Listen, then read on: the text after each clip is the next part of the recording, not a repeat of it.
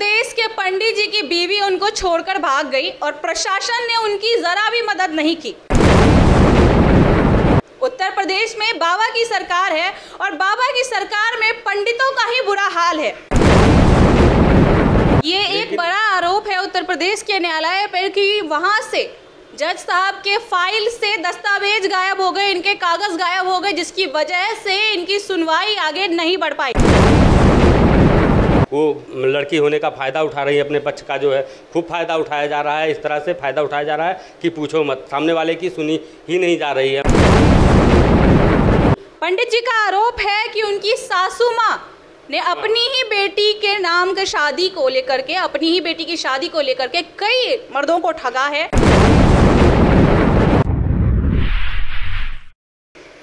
नमस्कार, मैं नमिता चौहान और आप देख रहे हैं एनसीआर समाचार। इस वक्त एनसीआर समाचार के स्टूडियो में हमारे साथ मौजूद है पंडित जी, जिनका ये कहना है कि 2015 में उनकी शादी हुई थी और थोड़ी सी कहा सुनी हुई उस पर उनकी बीवी उनको छोड़कर भाग गई। करीबन 7 साल हो चुके हैं इस बात को, लेकिन आज तक प्रशासन ने इनकी मदद नहीं की।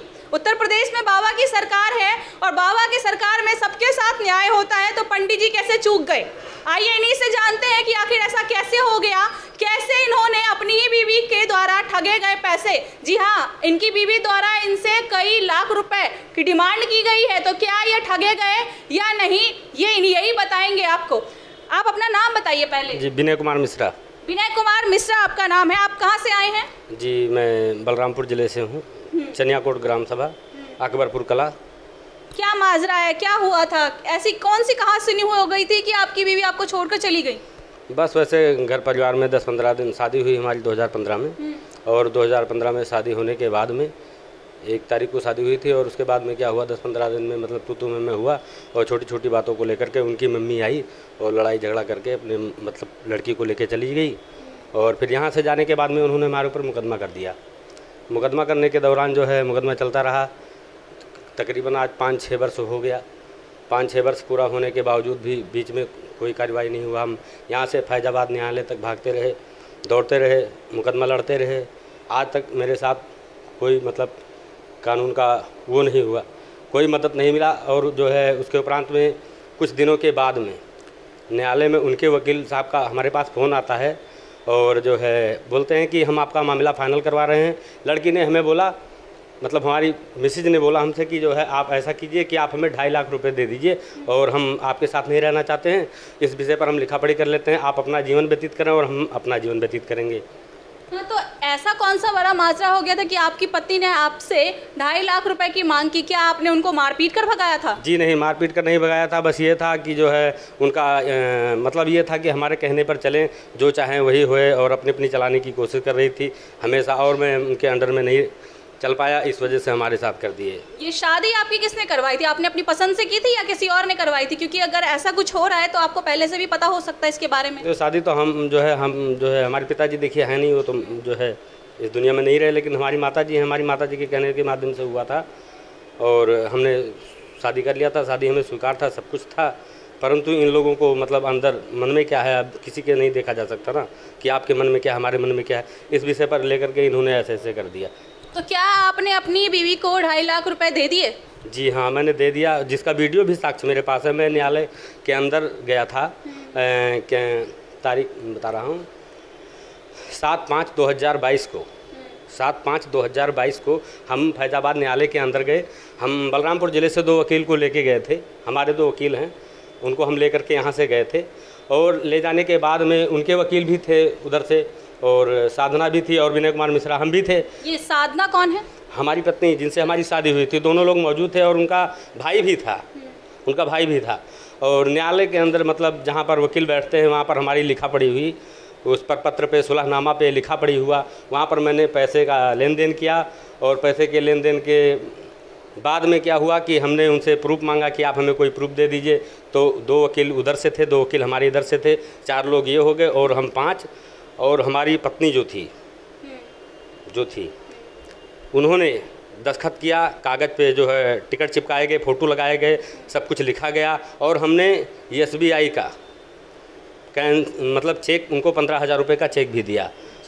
आप न्यायालय तक पहुंचे और उसके बाद आपके साथ वकील भी थे, तो इसका मतलब है कि आपका जो मामला है वो सुलट गया है, आपकी बीवी मान चुकी है? जी नहीं, मानने को राजी नहीं है। अब वो कह रही हैं कि मतलब जो दूसरा डेट आया हमारा जो है, उस डेट पे जब हम 7/6/2022 को न्यायालय के अंदर पहुंचे, तब जब न्यायालय के अंदर पहुंचे तो न्यायालय के अंदर जो है हम तारीख पे जब पहुंचे तो जो है इंतज़ार कर रहे थे कि जब हमारा नाम बोला जाएगा तो हम जो है न्यायालय में साहब के सामने पेश होएंगे।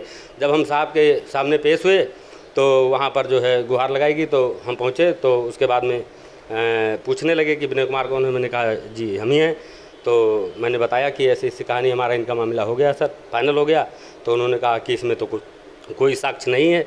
उन्होंने, जज साहब ने काफ़ी देर तक जो है मतलब फाइल को देखा। न्यायालय की जो फाइल होती है, उस फाइल में इन्होंने जो दस्तावेज लगाए थे, अब वो पता नहीं पेशकार जी खा गए कि वकील साहब कहाँ ले गए, भगवान जाने कि न्यायालय के अंदर से फाइल कहाँ गई। अब वो मुझे ही नहीं पता है। ये एक बड़ा आरोप है उत्तर प्रदेश के न्यायालय पर कि वहाँ से जज साहब के फाइल से दस्तावेज गायब हो गए, इनके कागज गायब हो गए, जिसकी वजह से इनकी सुनवाई आगे नहीं बढ़ पाई। अब आगे सुनिए इनका क्या कहना है। जी, और जिसके देखा जाए, मैंने सभी लोगों से मैंने मतलब प्रूफ भी मांगा कि ये लिखा पढ़ी जो हुआ है इसका हमें दस्तावेज दे दीजिए। वकील साहब ने बोला कोई दिक्कत नहीं है, हम लोग हैं, आप चिंता ना करें, आपका कार्य संपन्न हो गया, आप जाइए अपने घर। इस तरह से बोल करके और हमें वहाँ से विदा कर दिया गया। लेकिन फिर भी हमने अपने मतलब आपने आपसे एक जो मोबाइल है, ये मोबाइल से मैंने इस तरह का, ये फ़ोन है हमारा, और फ़ोन को मैंने इस तरह से जेब में ऐसे धर रखा था, ऐसे रख रखा था, और इसी के माध्यम से जो मैंने लेन देन किया है वो मैंने सारा वीडियो इस मोबाइल के अंदर वीडियो रिकॉर्डिंग कर लिया। रिकॉर्डिंग जज साहब को मैंने दिखाने की कोशिश करी, साहब ने मेरी ना मानी ना देखी, मेरे साथ कोई वो नहीं हुआ। और हम वो पैसा कर्जा लेकर के गए थे, एक दूसरे से कर्जा लेकर के गए थे, वो पैसा अब हमें भी चुकाना पड़ेगा। और उसके बाद में दूसरी तारीख को 7/6/2022 को उन्होंने बोल दिया कि आपने कोई पैसा नहीं दिया है। न्यायालय के अंदर जब हम पहुँचे तो साहब ने और उल्टा हमें कस्टडी में ले लिया, मतलब आधे घंटे के लिए, और उसके बाद में बोले कि आप 7,000 रुपया इनको जो है भरण पोषण के लिए दीजिए। हमने जो है 7,000 रुपया निकाल करके और जज साहब के सामने मैंने इनको दे दिया और दस्तखत हुआ, और उसके बाद में हमें वहाँ से छोड़ दिया गया और हमारे साथ कोई न्याय नहीं हुआ। अभी तक आपके साथ कोई न्याय नहीं हुआ है, प्रशासन आपका साथ नहीं दे रही है। इस बात को आपकी शादी 2015 में हुई थी। जी जी जी। 2015 से अगर देखा जाए, जैसा कि आप कह रहे हैं कि 10-15 दिन बाद ही आपकी बीवी आपसे कहा सुनी करके छोड़कर चली गई थी आपको, तो देखा जाए तो पूरे 7 साल होने वाले हैं इस बात को। 7 सालों में आपको प्रशासन ने न्याय नहीं दिलाया, तो अब आप आगे क्या करेंगे अगर आपको न्याय नहीं मिलता है तो? अब क्या करेंगे, कर्जा वाले जब हमें परेशान करेंगे तो हम आत्महत्या कर लेंगे, परिवार को हम अपने स्वयं कष्ट पहुंचाएंगे। वैसे भी देखा जाए तो हम दुखी, हमें न्याय तो मिला नहीं। तो न्याय जब नहीं मिल रहा है, जब इस दुनिया संसार में हमें रहने का कोई फ़ायदा नहीं है, हम भी देखा जाए तो इस देश के एक नागरिक हैं, लेकिन नागरिक होने का भी उसका कोई रीज़न नहीं मिल रहा है, कोई फ़ायदा नहीं मिल रहा है। वो लड़की होने का फ़ायदा उठा रही है, अपने पक्ष का जो है खूब फ़ायदा उठाया जा रहा है। इस तरह से फ़ायदा उठाया जा रहा है कि पूछो मत, सामने वाले की सुनी ही नहीं जा रही है। जबकि हम बराबर में लड़ते रहे, बराबर सब कुछ करते रहे, जैसे तैसे करके। वैसे देखा जाए तो मैं पुरोहिती का कार्य करता हूँ, उसी से अपना जीवन यापन किसी तरह करता। हमारे पिताजी भी नहीं है, हमारे पिताजी भी एक्सपायर हो चुके हैं, बचपन में ही एक्सपायर हो गए थे। हमारे घर में कोई कमाने वाला भी नहीं है। एक जैसे तैसे करके घर परिवार की गाड़ी चल रही है, और क्या कहें। अभी आपकी पत्नी का क्या कहना है, क्या वो वापस आना चाहती हैं या नहीं आना चाहती? जी नहीं, वो आना नहीं चाहती हैं। अगर आती भी हैं तो हमारे साथ गलत ही करेंगी। आना नहीं चाहती हैं, लेकिन वैसे दिखावे के लिए बोल सकती हैं कि मैं जाना चाहती हूँ। अभी आपकी पत्नी क्या करती हैं, किसी और के साथ रहती है, अकेले रहती है मायके में? और मायके में इस समय रह रही हैं, और कुछ लोगों से उनके जान पहचान है, जिसकी वीडियो रिकॉर्डिंग भी हमारे पास है। मतलब कुछ लोगों ने हमें धमकी वगैरह भी दिया। ये कुछ लोग कौन हैं? कुछ लोग मतलब जैसे XYZ, मतलब एक आदमी है जिन्होंने हमें धमकी भी दिया कि तुम्हारी शादी हुई थी और हमारा उनके साथ ऐसे संबंध नहीं है, वो है, हमको उनको पैसे देते हैं, हमें शादी के बहाने उनको भी ठगा गया। ये ऐसे लग रहा है कि पूछो ही मत। मैं बोलने में मुझे शर्म आती है कि इस तरह से हरकत जो है करती हैं, ये सब अच्छा नहीं लगता। जैसे कहने का मतलब ये है, उन्होंने कई लोगों से पैसे वगैरह ले लिया कि मैं इससे शादी करूंगा, उससे शादी, जिसका साक्ष्य मेरे साथ में है, मेरे फ़ोन में है। लेकिन मेरी रिकॉर्डिंग, मेरा वीडियो कोई कहीं देख नहीं रहा है, और मुझे कोई न्याय नहीं मिल रहा है। बस आपका कहना है कि आपकी पत्नी ने शादी के नाम पर कई लोगों से पैसे लिए हैं? जी हाँ, उसकी मम्मी ने ऐसा करवाया है सब।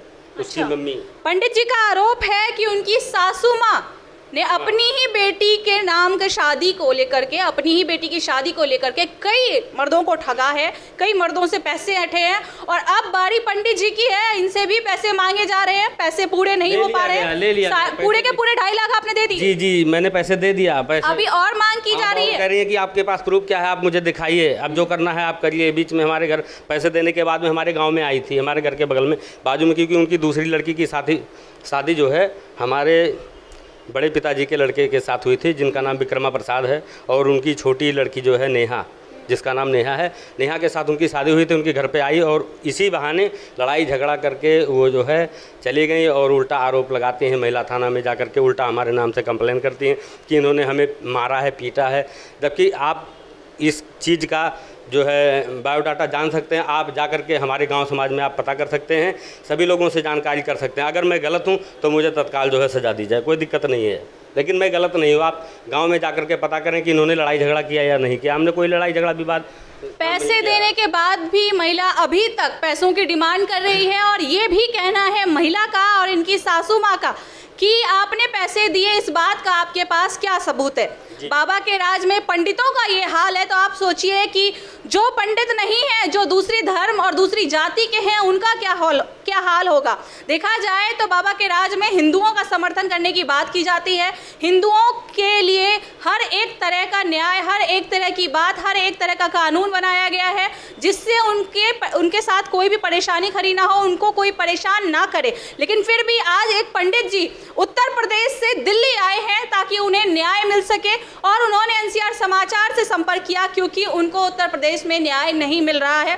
बाबा की सरकार और बाबा के प्रशासन उनके लिए कुछ नहीं कर पा रहे हैं। अगर आपके साथ भी ऐसी कोई समस्या हो रही है और आप चाहते हैं कि एनसीआर समाचार आपकी मदद करे, आपकी बात को आगे पहुंचाए, तो आप हमसे संपर्क कर सकते हैं। तब तक के लिए आप देखते रहिए एनसीआर समाचार।